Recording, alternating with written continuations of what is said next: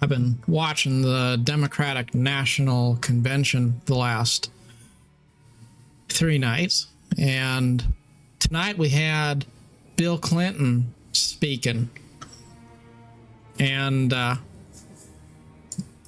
Tim Walz, the Democratic nominee for vice president. Yesterday, I believe it was Barack Obama. We had Michelle Obama. Some very established figures in the history of the Democratic Party have been there at the Democratic National Convention to throw their support behind Kamala Harris. And first of all, I think it's important to call out good when you see it. And I think it's great to see those figures from the past out in the public eye once again. I remember being inspired by the words of Barack Obama when he was running for president some time ago. I remember President Clinton only vaguely. When I was a child, he was president. And most of my childhood, by the time I was old enough to really know what was going on, it would have been George Bush Jr. But I do remember, very vaguely, I remember the Monica Lewinsky scandal and people talking about that. So I guess Bill Clinton was the first president that I ever remember during my living years. And George Bush Jr. was my hero during September 11. After that happened, I remember George Bush got on top of that pile of rubble in the World Trade Center and grabbed the megaphone and said, you know, I hear you, and very soon the whole world will hear you, and that speech. And I remember him landing on the deck of an aircraft carrier and I believe a Harrier jet. And, you know, I just really respected President Bush a lot. And then President Obama would have been the first president that I was able to vote for. And I also remember there was a time when then Vice President candidate Joe Biden came to Tacoma, Washington, and he spoke at the Cheney Stadium there. And I was on my way to go that day to do a shift working at the Macy's store. And I remember seeing the email, and I learned that candidate for Vice President Joe Biden was going to be coming to speak. And I thought I'd rather skip work today and go see the Vice President of the United States, soon to be, than to go to work and then know I missed the opportunity of a lifetime to see a figure like that.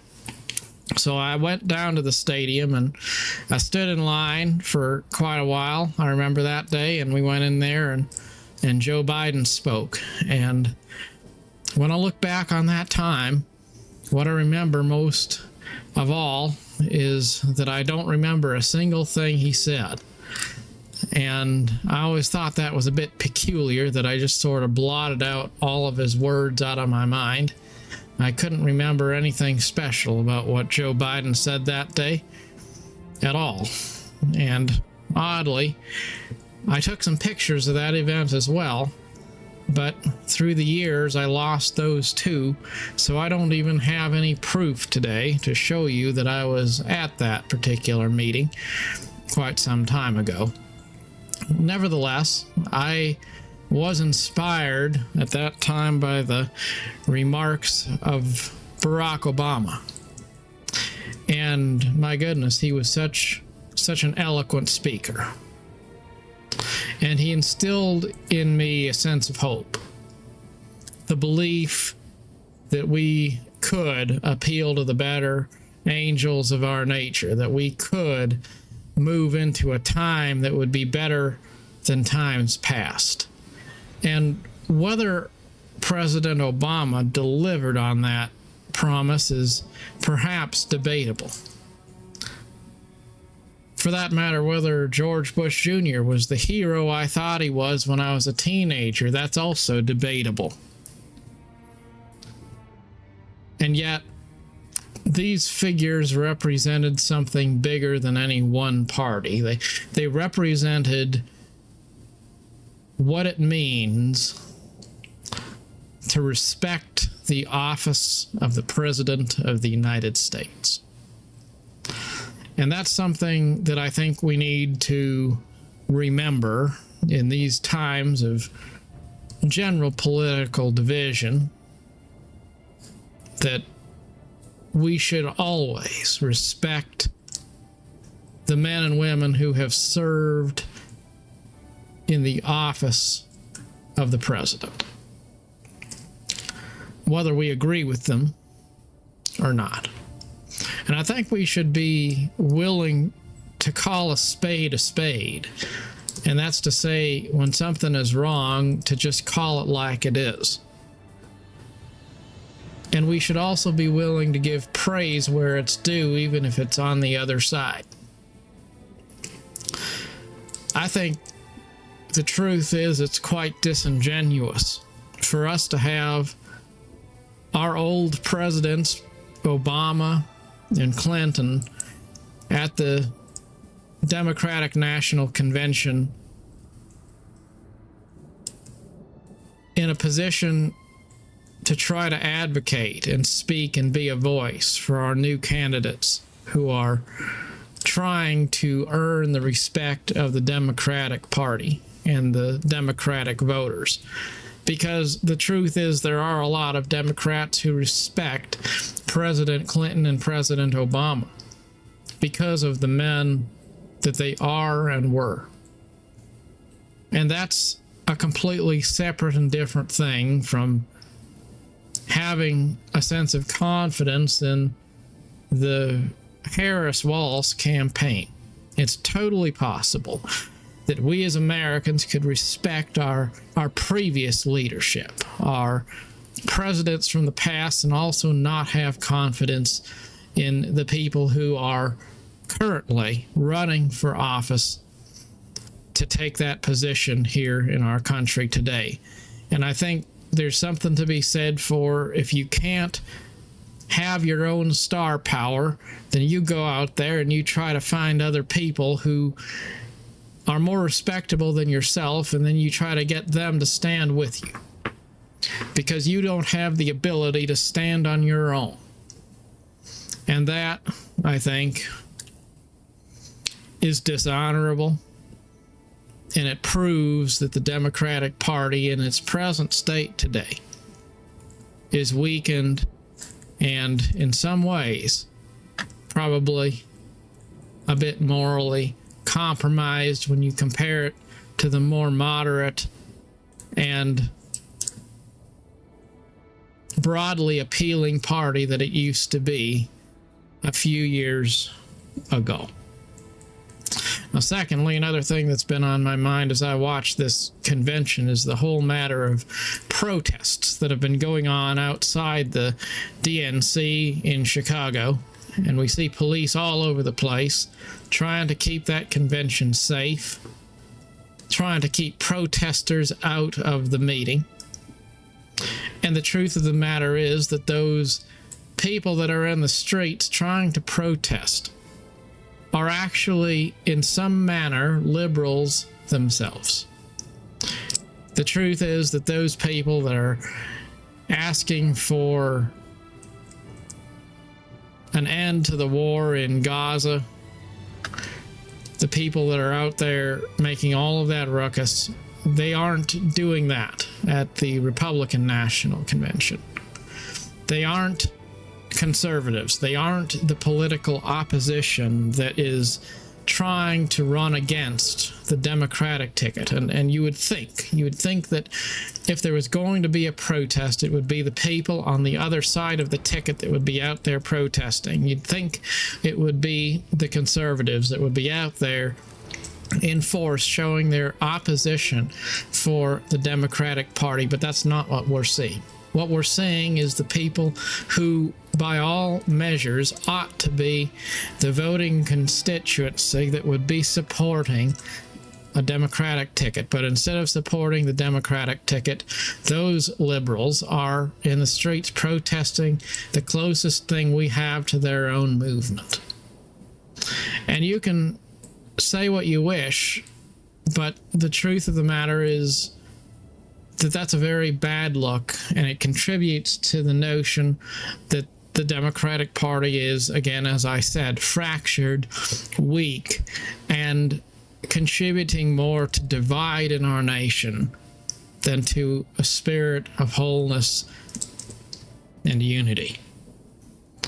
Now, in fairness, I'm not saying that the Republican Party is correct on everything. I'm not saying that it's a perfect party. I'm not saying that Trump is a perfect candidate by any measure. But the truth here is that the Republican Party would seem to represent the concept of national identity and tradition, and strengthening the ties which already bind us together with a identifiable and distinct national fabric, whereas the Liberal Party would seem to be more about destroying all traditions just for the sake of ripping down walls. And I think it's very possible that someone can be coming from the right place spiritually, in the sense that they really want to do the right thing. And I do think that that's true for the vast majority of people on both sides of the aisle, Democrats and Republicans. But it's sort of like a child who's trying to be free and trying to find his or her own voice of expression. In the home, a child might rebel against parents. And that rebellion could go so far as to not be about just finding a way for personal expression. And instead it can become a general defiance against all things that are represented in that home. The child could become so belligerent against his or her parents that the goal is not self-expression. The goal is just rebellion for rebellion's own sake. That if my parent wants me to go right, then I'm going to go left. Even if I personally think I ought to go right, I'll still go left, because my goal now is to do the opposite of whatever I'm told, no matter what. Now imagine if that child has a predator that comes in from somewhere outside and says, hey, I'll take you out of this home and I will give you a way to escape. And it doesn't matter anymore that predator is going to harm that child's life. The child will still go with that stranger because they want to prove a point. And that's kind of how it feels to me, that the liberals are going about the business of their party. It seems as if there is a goal to destroy all traditions, to eliminate all of the things which have tied us to the past, to rip down every convention just for the sake of it, because we need some sort of a new deal. And progress can be great, and progress is important, and sometimes it is necessary to break with tradition. But if we believe that we should destroy all tradition, if we're ashamed of the flag of our country, if we want to destroy our own nation because we're ashamed of our own existence, then at that point it's gone too far. So I guess the point I'm getting at is that I'll stand on the right side of the political aisle this time. And I would hope that we will move toward the center on both sides of the aisle as time goes on in the future. Because as a democracy, or perhaps I should say a democratic republic with progressive ideas, we should be more moderate and less inclined to keep on drifting to the far extremes. But if I have to make a decision, I'd rather live in a society with conservative tradition than to live in a world governed by a radical left. If I could have my choice, I'd say we'd live in a world which includes the moderate part of both the right and the left. And as time goes on, it will continue to be on my mind to reevaluate my position. Not to say that I'll vote down party lines forever, not to say that I have taken a position which I intend to hold for the remainder of my voting life. But my feeling is that for the time being, wisdom would err on the side of the party that waves American flags and supports the idea of traditional values. I really can't help but bring it up just because it seems so ridiculous. And I say this as someone who's agnostic. I'm not really religious. I don't really have any convictions one way or the other on the matter of abortion. But I think it's fascinating that the people at the DNC, as they speak about issues, have been continuing to talk about how the Liberal Party is more interested in family and in caring about people who want to have children, when the reality is that their agenda to make abortions more mainstream and more socially acceptable is in fact anti-child. And I think that it's a really interesting thing to talk about from the perspective of someone who doesn't really view it as a profoundly moral issue. I think that objectively, the notion of destroying the lives of children is wrong. It's not conducive to building a strong society.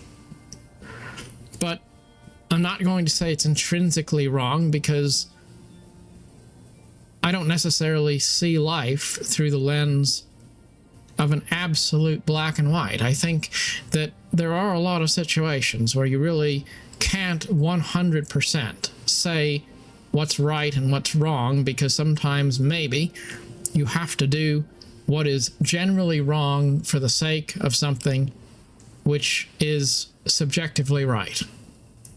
That's not an easy call to make. But again, going back to that notion of calling a spade, you're talking about ending human life. You don't get the chance to honestly say that you're about preserving life when you're running on the platform of ending it simply because we believe that the convenience of a woman is more important than the life of her child. Now, you can say that you believe that the right to make that choice should be on the table, and I don't disparage that. But again, call a spade. You can't say we're about ending life because we feel like it, and also say we are espousing family values. And right up in the same neighborhood of this, we have people trying to do benedictions. We have people talking about God bless America. We have people invoking some sort of pseudo-religion into the ceremonies of these events. And I can't help thinking that that's ridiculous as well, because the liberal ethos is not a religious one. The progressive left is about the opposite of what religion is. I say that as someone who isn't religious personally. I respect the traditions of religion. I'm not a religious individual. But to be running on a platform which is anti-religion fundamentally, and also to be trying to appeal to the religious crowd by maintaining some style of religiosity, if you will, is disingenuous once again. So I think it's just important for us to be honest about where we stand on things. And when people start essentially lying for the sake of pandering for votes, I think that that's dishonorable. The truth is, it seems like a lot of things that are happening these days are dishonorable. You know, what reminds me of all this is the AI revolution. Have you ever seen those AI images? They come out and a computer comes up with what it thinks a prompt ought to look like, and it makes an image. You could say to the AI, all right, make me a picture of a soldier from the 1300s, and it'll make a picture of a soldier that looks a bit like someone from that time period. It gets the style right, but it won't get the detail right. I saw a picture of a flag waving on an aircraft carrier, and there were soldiers saluting the flag, and it was an AI-generated image. Some of the soldiers are facing the right direction, and some of them are facing the wrong direction, saluting with both hands instead of one. And the flag is waving in the wrong direction. And the more you look at the picture, the more ridiculous it starts to seem, because you can tell maybe AI could capture something of the look, but it can't understand the spirit behind what it's actually trying to convey. And so it's like a weird, twisted dream. It's something that looks right until you actually inspect it, and then you realize there's nothing right about it at all. You ever have a dream like that?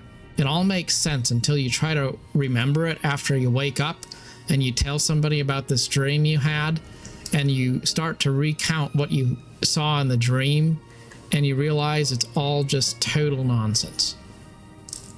That's kind of how it feels these days when people say they take a stand for something. It seems like maybe they get the right style, but they don't have anything meaningful to back it up. There's no substance underlying what they're doing. And so people act like they have an attitude of prayer, but they don't believe in faith anymore. They say they care about family, but they don't really believe in commitment anymore. They say they want progress, but they don't really believe in being held accountable anymore, and they don't believe in absolute truth, even though they say they want to live in a world guided by science, guided by truth, and governed by law. We want to have our cake and eat it too. And I think that creates a bubble that'll eventually burst, because at some point we have to face the reckoning that a spade is a spade. That no matter how much you want to reinvent society around gender identity or something like that, a man is a man and a woman is a woman. And if you don't believe that, it doesn't really matter.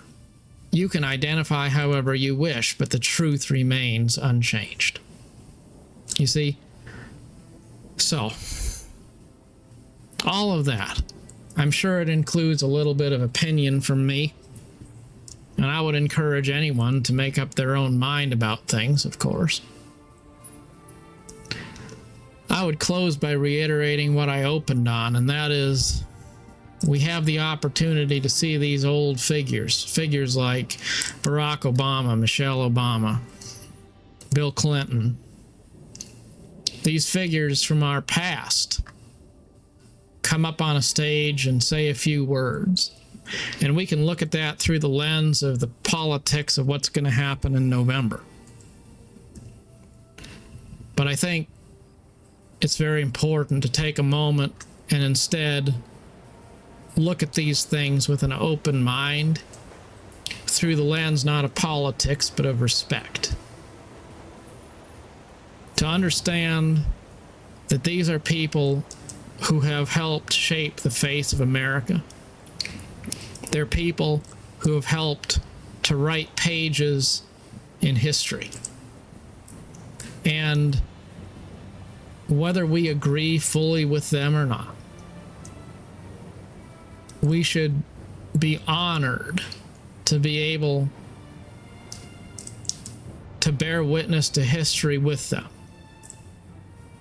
And we should have a sense of love and respect for what it means to be an American and what it means to support those high offices which we were taught to revere as sacred things.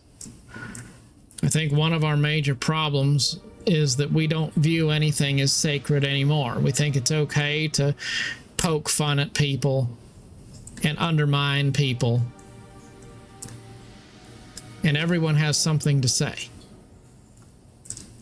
But the truth is, whether I agree with him or not, if President Biden walked in the room, I would stand at attention and salute him because he is the President of the United States. You see, you can be a great warrior on the internet when you're sitting in a chat, making jokes and sharing memes. And I do think that there's a place for that, because I think if we don't have fun and we don't make fun of each other to some degree, then life maybe is a little bit less colorful. But deep down inside, we should still have a sense of respect. And we should not allow politics to be an excuse for not honoring the great figures who've gone before us.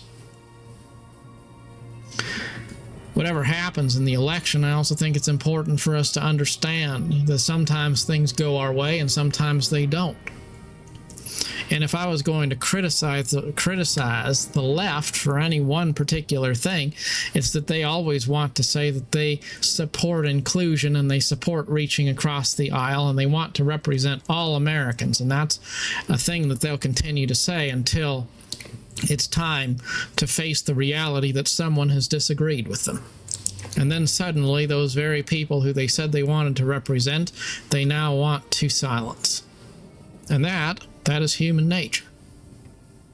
That's also probably true on both sides of the aisle. But if we can't respect the possibility that we won't get our way, whether you're a liberal or a Republican, well, you can't criticize the other side for having temper tantrums too much when you have temper tantrums of your own, can you? So, whether we get our way or not, it is important for us to understand that we are not trying to create an America that is a one-party state.